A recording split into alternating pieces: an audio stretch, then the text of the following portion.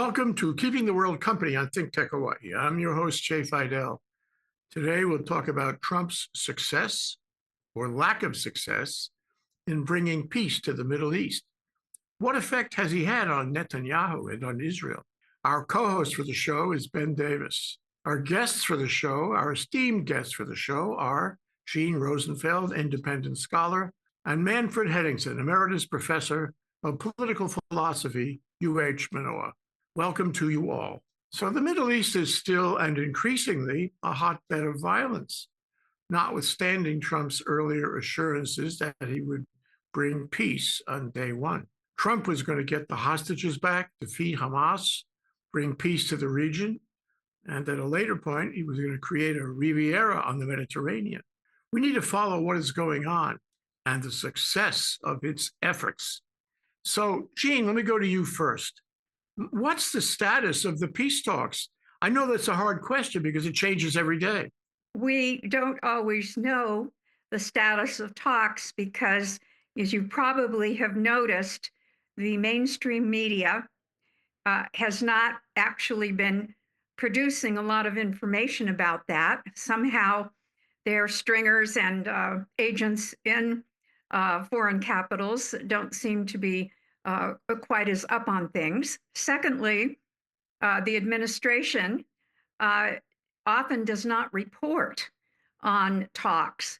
So we really are a little bit in the dark. However, what seems to be happening is that the principals, namely Netanyahu and Trump, are consolidating their administrations behind a vision that satisfies the extreme right in Israel.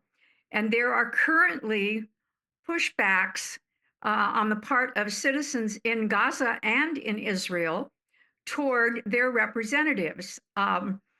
Israelis have been out in the streets protesting against the Netanyahu government, which just fired their top security officials for not coming into line with Netanyahu's and the extreme right's vision of taking over Gaza, basically. And Gazans have actually come out in the midst of a renewed war and a failed ceasefire to protest against Hamas, which has not been, to say the least, very good leaders for them. So we see what's happening as a trend that coincides with what the two leaders express is their vision of taking over Gaza, in Trump's case, to turn it into a Mediterranean mecca of tourism, and in Netanyahu's case, to have Israel take control of that troubled region, even if it has to grind everybody and everything in it to dust. Well, we've had a lot of news lately, Ben. We've had the attack on the Houthis in Yemen, and then we had Signalgate to follow. Can you comment on that and see if that actually is helping?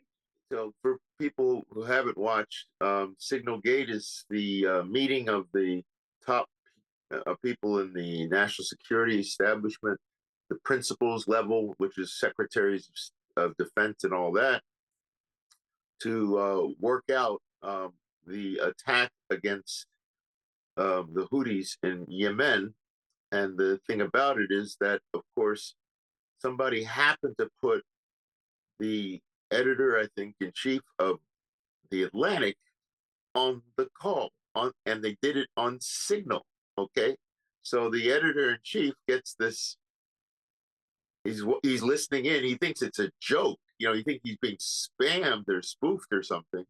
And then when the attacks happened, he realized that was actually serious what he was listening to, and he can't believe it. It's such a breach of national security.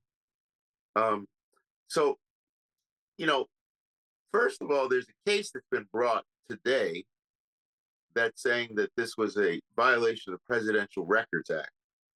And it's in front of Judge Boasberg, or the El Salvador judge that you've been hearing about the people being disappeared to El Salvador. So that looks kind of interesting to me. But beyond that, it is so appallingly shocking to any regularly constituted person of the national security space of the United States, and quite honestly, I would say of the national security space of pretty much every other country in the world, that they were doing this on signal, which is such a cavalier approach to confidentiality and all that. And then the second thing is to actually listen to or see what they were saying. See, and the kind of juvenile commentary about Europeans and Egyptians and things like that. I mean, it was juvenile. It was people who had no sense of the history at all. I mean, you're looking at that and you're like, this is appalling, that they would do this. I mean, especially when you know that there have been various points in time when you've had people who have been right beside the Americans dealing with certain things in the world that were really difficult for them, So that was the second level of it. The third level of it is these are supposed to be the best of the best, folks. Remember? They're supposed to be the best of the best, meritocracy and all that. Well, unbelievably incompetent. The fifth level is there was no person in uniform in the meeting. I mean, the military are going to be doing this thing, and you don't have, okay, granted, you fired the chairman of the Joint Chiefs of Staff, but you didn't, maybe a vice chair, somebody who actually, knows how to run things, not some corporal like Henningsen who has no clue at that level of how you organize these things. You see what I'm saying? I mean, you look at that meeting and you're like, Stephen Miller? Really? What does he know? J.D. Vance, okay, he served in Iraq, but I'm looking around the table. Now I'm at 4 or 5 yet. I don't know. Sixth one, Tulsi Gabbard, our great head of Department of National Intelligence, is where? Director of National Intelligence. She's in Asia somewhere on this call. Steve Witkoff, the so-called great negotiator with Putin, where is he? He's in Moscow on this call, on signal. I mean, think about, do you think that maybe somebody was listening in who is not Mr. Goldberg? It's so insane. I mean, I think that's a word that we need to have more use of. These people are insane. And I'm insulting people who are truly insane by using that term because the things that they're doing are insane. Talking about taking over Canada, Greenland, I don't know, Mediterranean Riviera, whether you pick them all, you say, excuse me, folks, you are insane. Just, this is not normal. Let's not even talk about normal. This is so crazy. What does it tell us about the decision process, that resulted in the attack on Yemen? Amateur. It's a very amateur and sort of off the wall, not well thought out, the kind of thing that Trump would think of when he was having his breakfast. Oh, let's attack Yemen today. And then he has all these guys running around and doing clown show things. So the question I put to you, Ben, is this something that helped the efforts to make a peace in the Middle East?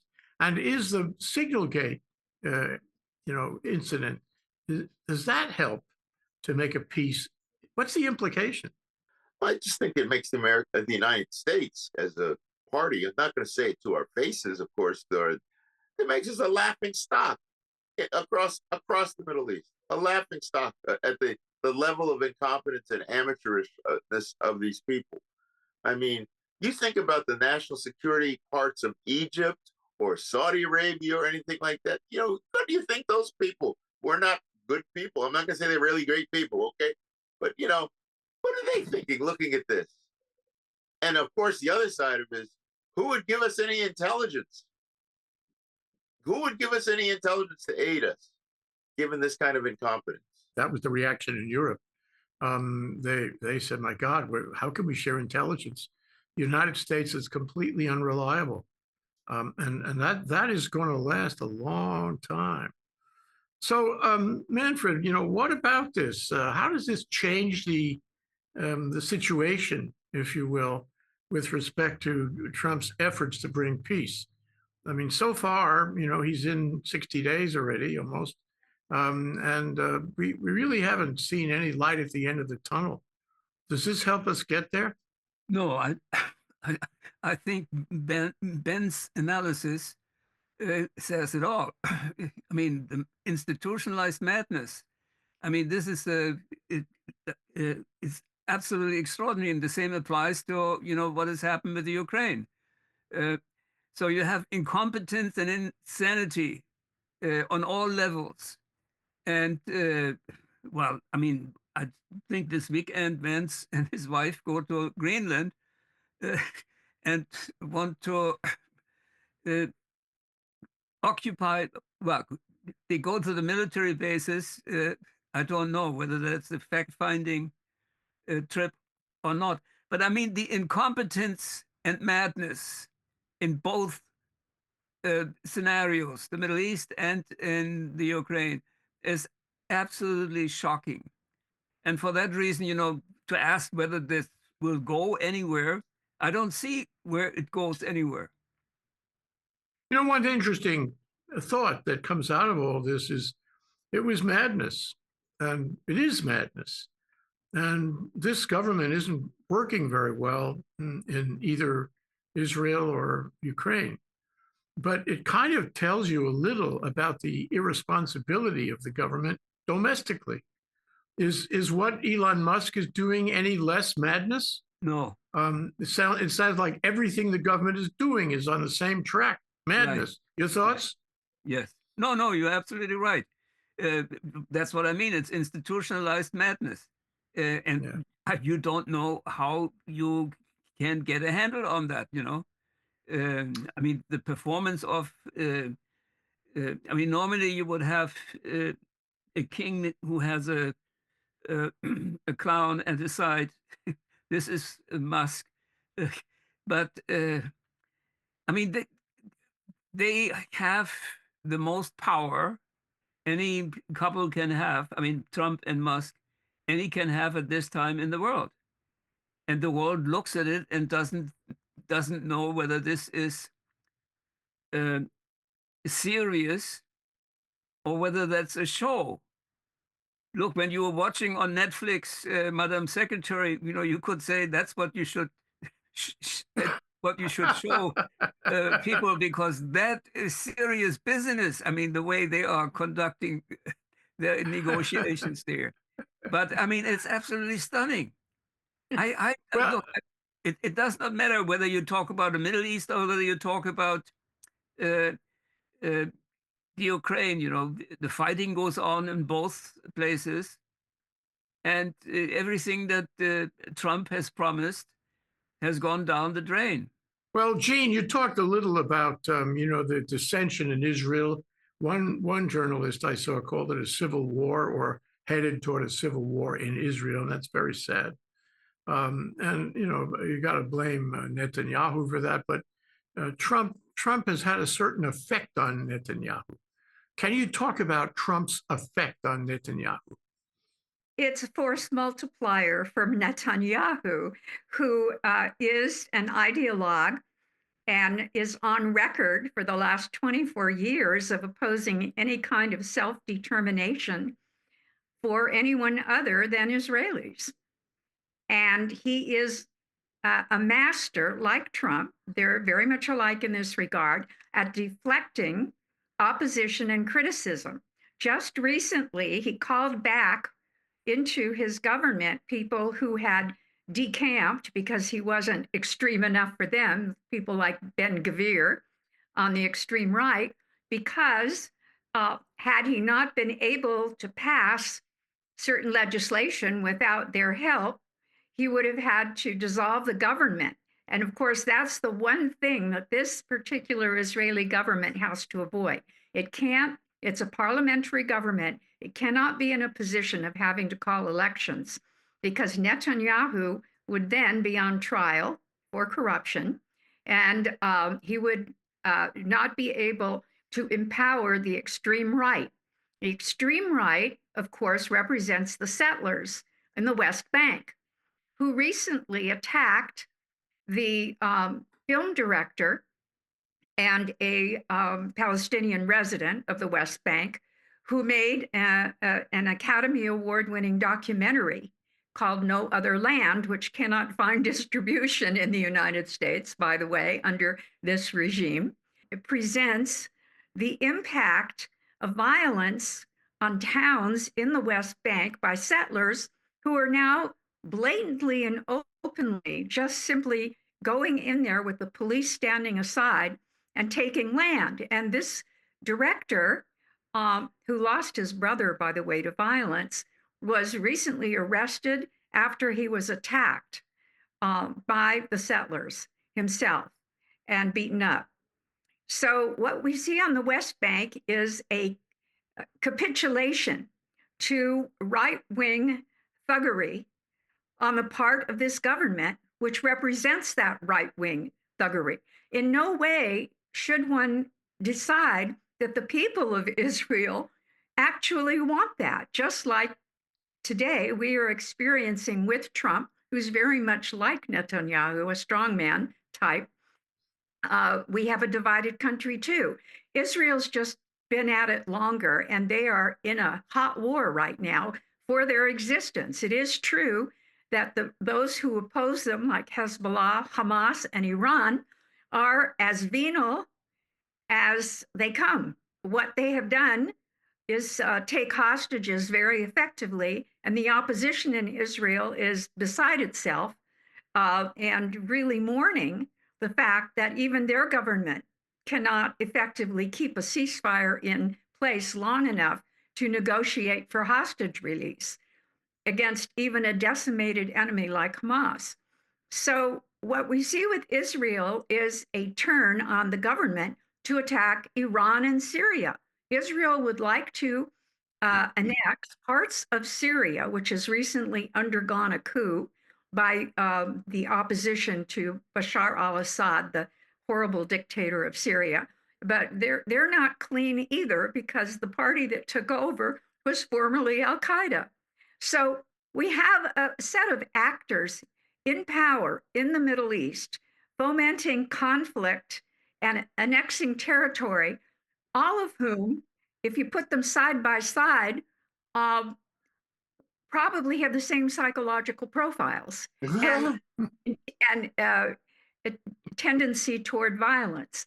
And Trump is okay with that, because Trump is looking for what's going to feather his nest. He has absolutely no sense of morality or concern for others, or even for the national security of the United States, only for what makes him look good, look like a winner, and keep him in power. And in those terms, you can also speak of Netanyahu.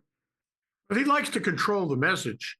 And as you said, Jane, there hasn't been as much reporting by the mainstream media as there was before. You don't see as many on-the-ground reports coming out of it. And as some people have said, that we're getting a special message on this, and largely it's from the Trump media, and it's incomplete. So I want to ask Ben, what has the rhetoric been? What, for example, Signalgate, terrible, a terrible violation of all the principles of national security, a scandal of major magnitude. What has the Trump administration done in the rhetoric following Signalgate, as part of Signalgate, to respond to the claims of scandal? I think someone summarized nicely yesterday, which was basically dismiss, disparage, and deny, right? So dismiss, it wasn't a big deal, saying that, saying, there was no classified national defense information that was exchanged, right? There were actually people, Tulsi Gabbard and Ratcliffe, who were in front of I think it was the Senate Select Committee on Intelligence, and the kind of answers were sort of on the lines, it's under investigation, so I can't say something. Well, I mean, it's the classic obfuscation game that we've seen a million times in DC. you even got a few of those what I loved from Watergate days was the I don't recall. Hey man, this just happened like 3 days ago. I don't recall. Back in the day. I mean, because that way you're not, the old game of not, running the risk of perjuring yourself, right? So then the disparaging is like to look at this guy Jeffrey Goldberg and say all kinds of bad things about him, which I saw Trump do, and denying that there's anything there. And you look at it as a human being, and I'm sure Manfred and Gene and you all felt this too, is that the guy at Atlantic's just sitting there with the information. He knows what was there, right? So, they sit there for a day trying to deny that there's anything that was national defense that was in this, right? But they know what they said, and they think they're going to get away with it. The next day, what happens? He presents, there it is. You can read it today, what they were talking about.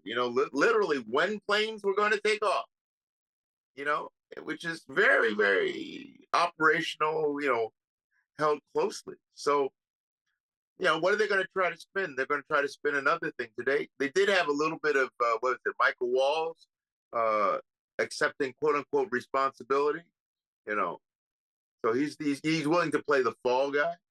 But, it's like the fall guy among the Keystone Cops, right? It's just like insane that these people sit around like this and think that this is the way you would deal with deadly serious stuff. I mean, this is deadly serious stuff. Well, it's not the only rhetoric that's troublesome. I mean, I'm troubled, for example, by the rhetoric from the Trump administration about Israel's attacks on Hamas and Hezbollah. I don't feel I'm fully informed. Maybe that's my fault.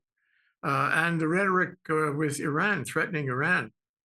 We haven't really made any progress in trying to get back to the non-proliferation negotiations with Iran. In fact, it's worse.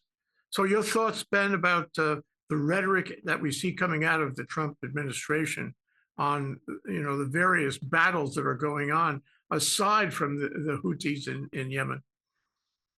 What I would say is that it's amateurish. It's amateurish. It's not, you can see it's kind of reactive, or it doesn't seem to have a really global vision, except what, let's dominate people if we can, and then when somebody doesn't want to be dominated by them, they don't have a next story. It's pitiful. I mean, it really is pitiful that the kind of language being used to deal with very, very difficult things, the kind of lack of reflection, the kind of lack of sophisticated understanding. I mean, between Gene and Manfred here, there's way more sophistication than any of these people. Thank you. Any of these people. No, I mean it, really. And understanding the subtleties of what's going on, the nuances, all that. It's just, it is so appalling. And I'm going to add another thing, which you should wait for this to come out. Okay, I know it's going to happen. They are going to be found to be Office of Legal Counsel memos that express why, like the logic is all legal and all this stuff that they're doing. You watch, I guarantee it. The government, they're going to come out. They're going to be like those torture memos, like 15, 20 years ago, the you buy me memos and all that. We're going to read them and we're going to laugh at the lawyering. We're going to laugh at the lawyering. Okay. Well, I got to tell you, it's just so infantile. Without any exceptions, they're all infantile. And that Signalgate discussion was proof for the ages about that. But that has an effect on his credibility. And his credibility has an effect on these negotiations. So, for example, Putin knows he's a clown. Putin is already fooling with him about, peace in Ukraine, and he's asking for more concessions before, he agrees to anything. And then, of course, Xi Jinping from afar, he sees this happening, analyzes every word, every move, and that informs him as to how to negotiate with Trump and the people around him. And of course, the players in the Middle East, they're past masters at making negotiation into a kind of game, and they see what Trump is doing, and it's going to change their way of looking at things, and they're going to be tougher and more inscrutable and more unwilling to make a deal than before. So, my thought, I'd be interested in yours, is that this takes us way down the road, further and further from where peace might have been available. Right. I'd second that, and I just to bring it home for anybody out there. There was an interview of Steve Witkoff talking about his negotiations with Putin, where Steve Witkoff said he took Putin at his word. I was like, no, come on, man. Really? I mean, really? It was like you would laugh the person out of the room. That's the Trump message. He's still on that note, and Witkoff is repeating what he was told to say. But let me go to Manfred here. Manfred, I've been saving this very special question up for you. I hope you don't mind. And that is, have you yet packed your bags to go to the Riviera on the Mediterranean? No, I have not. But you see, there's one thing positive in all of this. The White House has become an insane asylum. And in Europe, people see that, and the unification, tendencies within the EU have become bigger and bigger. And one of the most interesting things that happen, and nobody is watching that here, is how the formation of the German government is going ahead, how the Christian Democrats and the Social Democrats are coming together in taking Germany out of its pacifist dream world and making Germany become, together with France, the leader of the European Union. So in that sense, you could say they are watching this American drama unfolding, and whatever they see confirms, the tendency to get their unification act together, make the EU more than what it is, in an assemblage of nation states, and get a military attachment to the EU as well. So what you have, while this circus is happening on this side of the Atlantic, in Europe, people realize you cannot trust any longer the Americans. And we have to, for that reason, we have to take charge in not only keeping support going for the Ukraine, but being prepared for all kinds of interventions that may come from Putin, who is not any longer scared of his buddy Trump. Yeah, let's go to the Riviera, back to the Riviera for a minute. It came from nowhere. It reminded me of the conversation in the White House where Anthony Fauci and Deborah Bricks were there. And Trump came up, a completely unhinged suggestion that maybe ingestion of bleach was going to be the solution to COVID. He came out of nowhere with that. And I think it's the same thing with the Riviera. It came out of nowhere. He woke up one morning and said, let's do the Riviera. That will get me some attention, because it's all about attention. Right. And then, this is the part that we should analyze. And then it faded away into nothing, because nobody would agree with the genocidal removal of the Palestinians to parts unknown. What do we learn about Trump? What do we learn about his efficacy as the master in the art of a deal? I think I would like to answer that. Okay.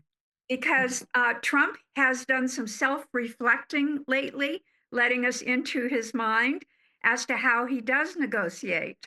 And this was with respect to what happened just recently and has not been emphasized enough with Ukraine. The team that is negotiating for Trump went separately to Russia and to Ukraine. and negotiated a ceasefire agreement. The problem was, if you put them side by side, they're not the same. The Russian agreement has a lot more concessions to Russia, and it was keeping Ukraine in the dark, so that if Ukraine had signed on to what they thought the agreement was, guess what? It would have been something entirely different. So they had to be really on their toes to know that they were being shafted by the Trump administration working with Putin. They're not only keeping secrets from the citizenry, they're keeping secrets from the parties involved in a negotiation. And what Trump said with respect to this was, well, I don't know. I would do this sometimes myself in a negotiation. If I wasn't ready to make a deal, I would just kind of delay, and I would do this and I would do that. So he was letting us into the idea that Trump speaks in ways that he thinks is going to advance his purpose, which he keeps very secret from everybody, in a negotiation. As a businessman, he is dealing with government and geopolitics as if he were negotiating a real estate deal. Right, right. And the problem with that is that one mode of behavior does not fit the purpose, the serious purpose of maintaining peace in the world. So what we are seeing is an kind of second law of thermodynamics, where everything is heating up, becoming more incoherent. The incongruities are multiplying. And at some point, we are going to have detonation of these different aspects of a low-level real estate magnate treating high-level negotiations with incompetent people when there are plenty of competent people around, while he's destroying the knowledge establishment, in order to achieve idiosyncratic perspectives. And you think about that, what we're seeing down the line, if there's no interruption in this, quite frankly, is we're going to see more war, more chaos, more incoherence, and a kind of a tipping point. In Gaza, nobody takes Trump seriously except Trump. What he's basically saying, when you deconstruct, let's build high rises on the beaches of Gaza, is let's let the Gazans go somewhere else and let the people through force of arms basically remake Gaza in their own image. And that is something that you kind of have to step back and think about, because that is not a geopolitical objective in any sense of the real world. What we're dealing with is something by Lewis Carroll on the sequel to Alice in Wonderland. Well, it was a harebrained idea to start with, and as you will note, it has gone away. It has, disappeared. It has disappeared, and it's so interesting is if Trump can't keep going on a given idea, a harebrained idea like that, it disappears. You never hear about it again. But I wanted to go to Ben on your description of Trump's moves, and I think you really have to compare, or at least consider, the moves in Ukraine and in Israel in terms of negotiating a deal. For example, not including Ukraine in the original discussions, having these discussions in faraway places, having people who are not really educated in the subject. I think that's true with Witkoff, and expecting that it'll all fall into place. We could examine step by step all the things that Trump has done and all the mistakes he's made. But it would seem to me, and I'm really asking Ben about this, is that he has been completely ineffectual in moving to a responsible negotiation, a responsible participation in the negotiations in either place. And he as an administration, he's incompetent to conduct these negotiations. I don't know what happened when he was doing real estate in New York, but if he was doing it this way, it wouldn't work. Maybe that's why he went bankrupt so many times. In any event, your thoughts, Ben, about the quality of the negotiation, mediation of these two wars? I think you hit the nail on the head, which is that if he was so good, how come he went bankrupt 6 times? I mean, as the private business person out there. So I'm not convinced of his particular skills, and that's in negotiating. I think that the thing about his particular strategy is basically a strategy which well, how would I describe the term? It's like it's like a smoke screen. It's like a smoke screen. I mean, you're not having, you can't see the logical path through it, maybe because he doesn't see a logical path through it. He's dealing with his own intuitions about this, that, or the other that come from some part inside of him. But, if you want to say what is his long-term objective, right, in all of this, when it's all said and done, when you come down to sort of where he is as a person, what we've seen, Rome, what do all of us see? He is a person who likes to do what? To dominate, right? And to get a lot of great press. That's the kind of person he is. And you could say a president of the United States has got to be that way anyway, right? But this is like a level that is, I think, farther than many that we've seen in a long time. And so his long-term interest is to make up and be big friends with Russia and China. That's it, and be the big three that runs the world, and everyone else is beneath them. His aspirations and everything that he does is to be essentially a king. That's the fantasy. I mean, he was a king in the Trump organization. He wants to be a king in the United States, and now king of one of the 3 kings of the world. That's the vision that I see in him and everything that he does. And all of the people involved in this, no matter what level they are just little, they're less than pawns. He doesn't care about anybody's, any consequences for anybody, any hurt he causes, any human dignity. He doesn't care. He doesn't care. He's got his long-term objective of like being seen as like this great president of the United States, and he's got that in his head with this great mandate, right? And he's going to solve all the world's problems. But in reality, it's all in his head. You mean to say he's not going to get the Nobel Peace Prize? It's even worse than that. It's like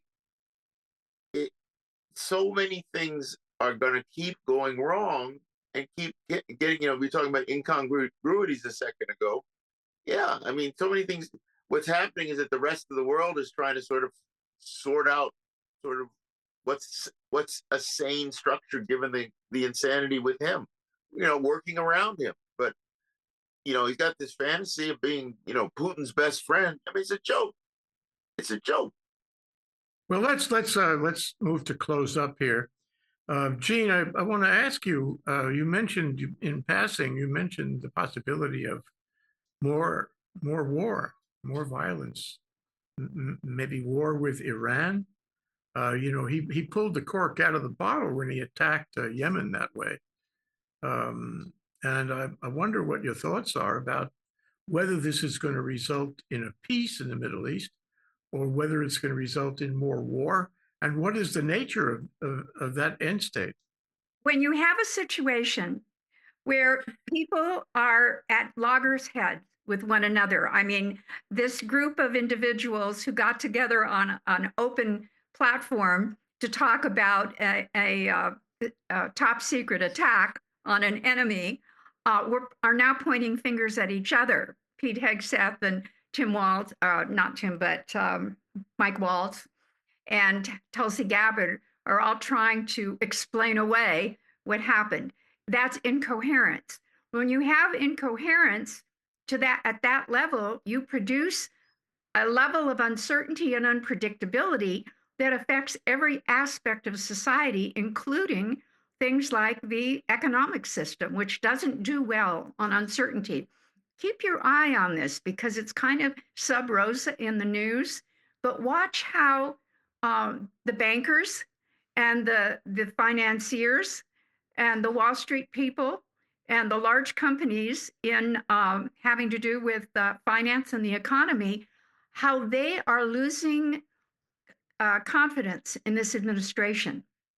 Once they lose that confidence and you get economic insecurity, that's kind of a tipping point politically where people become alarmed, frustrated, and ready to turn to other means of trying to control the situation. I really do have the strong feeling if this ship doesn't right itself, we are heading down the road to violent confrontations or lone wolf operations or polarizations that will result in this government trying to save itself by doing exactly what Netanyahu is doing by attacking other countries, whether it's Denmark, Greenland, Canada, Mexico, or you name it. What these types of dictators do when they're losing authority in their homelands is they create a situation of war where people have no choice but to unite behind the government, at least temporarily, in order to save themselves. So I see instability. And where I see instability, and I bring in the second law of thermodynamics, I see an explosion down the road. I can't tell you what it's going to be or what form it's going to take. But if we don't do something about this and the system doesn't contain this kind of anti-constitutional behavior, either on the global or the domestic level, we really are heading for a level of instability that could turn violent, yes. Well, and it could be, we could find ourselves with terrorism in this country emanating from the Middle East.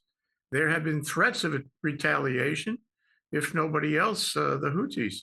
And I think we stand a greater chance of having a terror attack in the US from these people than we did before. That's my thought. But let me go to Manfred. Manfred, you know, in the time of Pax Americana, whenever the United States would be involved in a conflict, it would call on its allies, NATO and other members of the EU, to fight with it, to be there as allies. Now, sometimes it was not a great contribution, but it was a psychological contribution, a moral contribution that Europe would join the U.S. As happened in various conflicts in the Middle East. But I suspect from what you were saying before that that time is over, and that if the United States got in trouble, which it may very well be getting into in the Middle East, and it would be inclined to call upon its former allies from Europe, they would say, no, have a nice day. Am I right? Yes. But you see, the interesting thing of our discussion is that everything that we have said today, we said before Trump became president. Now, it is so the affirmation of our anticipatory criticism does not seem to have this kind of political impact that one should expect. Why do you have still really an overwhelming silence of the political class in this country? I mean, the madness, the stupidity that stares at us every day, in not only in foreign policy but in domestic policy. I mean, the role of Musk. Why doesn't it have triggered? I mean, today there is a protest in Waikiki against Tesla, but and you have Tesla protests all over the country and all over Europe also. Attacks on cars and factories. But what I find so fascinating is the silence, this overwhelming silence of the political class that that recognizes what both Ben and Jean, anticipate, and they don't do anything. I take your point, and we've covered this, and I want to go to Ben with that very issue. I want to ask you, Ben, what effect is this having on the rank and file electorate in this country? The ordinary people who may or may not be fully aware of what's going on, either in Israel, because the news maybe isn't getting it out the same way it was, and in Ukraine. It all seems very confusing and incomplete. And you don't have people asking the hard question, what happened here? Where is the Riviera? Where is the peace? Where is the negotiation? Where are all of Trump's promises on these things? And the question I put you is, how does this affect the electorate in this country? Are they aware? Are they going to turn off on him? Are they turning off on him now? Just first, as a general matter, you have to distinguish the presidency from the person who is president. I think that there's a lot of deep respect for the presidency, particularly in the political class, because of the power wielded as the head of the executive, independent of who the person is. And so one of the things that I think that goes on is that aura, so to speak, around the presidency is something that Trump benefits from in terms of this kind of hesitancy to react. The second thing is that I think that the sheer amount of crazy going on with these executive orders, I like to tell people that, executive orders aren't law, right? They're just an order that the president has. It's his wish list. Now, if his wish list happens to conform to law, well, then the law is being upheld. But if it's not, it's just a wish list. It's political games, right? But the sheer volume of it and the sheer sort of marketing of the image, right, is so powerful in the United States right now in the media. One of the things I've noticed, for example, I was talking to my sister today, was that, for example, you take sort of anti-Trump, so to speak, channel, MSNBC. So you'll have the speakers who are there on the shows saying all these things that are critical. Then we go to commercial breaks, and you'll have 3 or 4 commercials in a row lauding Trump as sort of the savior of our country. And I understand that a lot of those things are being financed by guess who? Good old Elon, okay? You know what I mean? And so you got that, and that's MSNBC. I'm not talking about over on the Fox side or Newsmax. So you're getting inundated with this type of media reflection, trying to pump him up. And so the end result is not just fear for the people who are targeted, but there's also this kind of hopeful lassitude that, in fact, what the propaganda is saying is true, and that he's really working for me. I mean, there's an ad I love. It's Blue Cross Blue Shield said, we're working with Trump to reduce health costs by $1 billion. Wow, that sounds good, doesn't it? Yeah, but what does that mean? That means that we all get thrown off of health insurance. Okay, I mean, that's like, I said, and then there's another ad that says, support the renewal of the 2017 tax thing, so every family can get $1,500. Oh yeah, and they got nice pictures of black people and brown people, and like, look at we're gonna, and that so much of it is going to go up to the top, and apparently the studies are saying that it's actually going to be a net loss to poor people. I mean, but those ads are like that, and all the waste and fraud stuff that we've got about everything's waste and fraud. What is waste and fraud? What I don't like is waste and fraud. That's all. Well, including on what's going on outside the country.